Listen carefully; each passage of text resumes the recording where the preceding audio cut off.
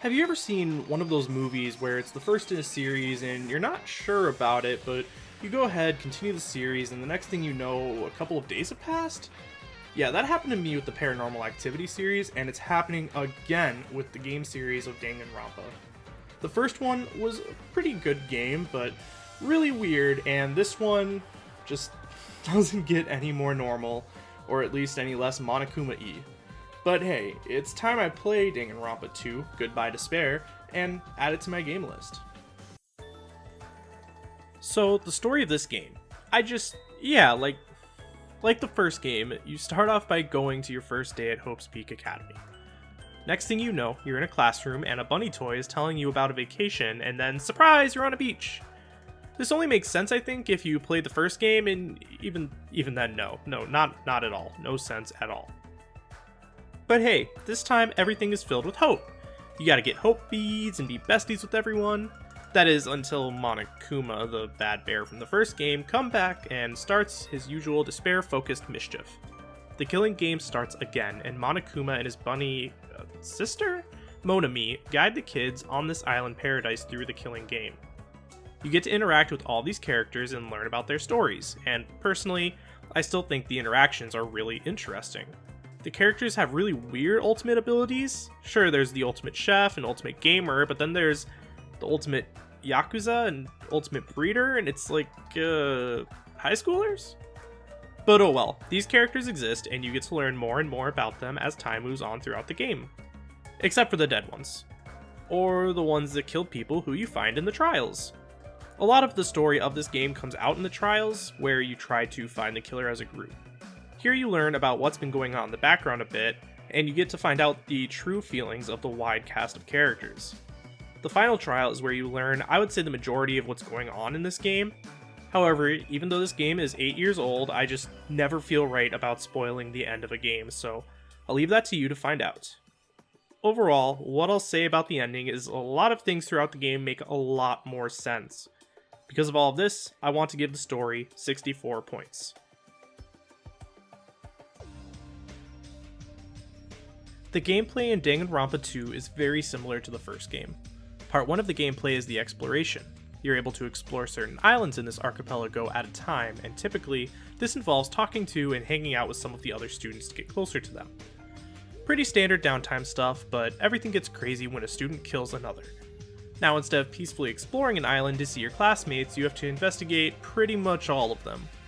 And everyone is trying to take part in this investigation, including the killer. I personally thought the investigations in this game were pretty easy, mostly because it didn't feel like I ever really got close to figuring out the crime during the investigation step. I would collect a bunch of evidence that would point at one or maybe two people as the quote-unquote obvious solution. Then I would get to the trial where everything turns upside down. These trials are the main gameplay focus of the game in my opinion. You as the player make arguments in many different ways.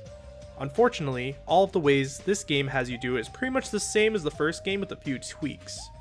When you investigate, you gain truth bullets that you can shoot at words that other people speak, which makes sense, of course. The only thing that makes more sense is there are some moments when instead they turn into truth swords, and you can slash away at people's words. Besides this, you'll have to go down a futuristic skateboard ramp and try to pick paths to an argument. This all clearly makes sense, but I'm not here to talk about if it makes sense. I'm here to talk about if it's good gameplay. And I would say, it isn't bad. The investigation seems a little useless, almost since the majority of figuring out things happens in the trial. While we do use the truth bullets, or swords, or whatever you find during the investigation, you find more during the trial and things really come together there. I guess that actually kind of makes sense? Huh. Wasn't expecting that from this game. Anyway, gameplay in Danganronpa 2 Goodbye Despair is 44 points. I actually didn't really talk about graphics in my review of the first Danganronpa, did I? Oops, well, I'm going to hit it here because I actually got more of an impact in this game compared to the first one. Main reason behind this is the location. The first Danganronpa was exclusively in Hope's Peak Academy, whereas this game is on an archipelago that has multiple islands for you to explore. Each island has its own theme, and even within an island you may get 2 or 3 different views. I thought each area was very unique, from standard island beaches to music venues or even a military base. The art is well done as well, and that's without thinking about the character art. There's something special about the anime style that this game employs, and I think it looks really cool. Even the characters look kind of different, comparing the Ultimate Chef to the Ultimate Team Manager. You think you're looking at different games, yet somehow it all works together still and has a nice cohesion. That's something about the art in the game that stood out to me, and hopefully I explained it decently, because I want to give it 50 points. Just like the first Danganronpa, Danganronpa 2 Goodbye Despair is a weird game. But I have to say, something about the story still has me hooked. This game also actually has art that really stood out to me more than the first game, and I kept wanting to figure out more and more what's going on with the story, which means I want to keep playing more of the games and just hope that it makes more sense and gives me the answers I'm looking for.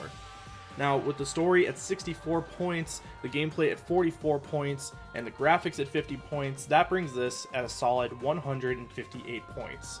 Now, this is above Danganronpa 1 and Newt 1, but below games like Super Mario 3D World and Detroit Become Human. I give this game, again, like the first game, a definite rating of play it, enjoy the story, and go from there. I wouldn't try to get too much, collect everything, personally, but I mean, hey, to each their own. Now, with all that being said, thanks for checking out this video. If you think what I do is even kind of cool, maybe hit the subscribe or the like button here on YouTube, leave a comment, see what game I should be playing next. You can also find me on Twitter at RedWolfPlayer, which is in the description of this video. But hey, thanks again for hanging out and watching this video. I hope you enjoyed it and have a good one.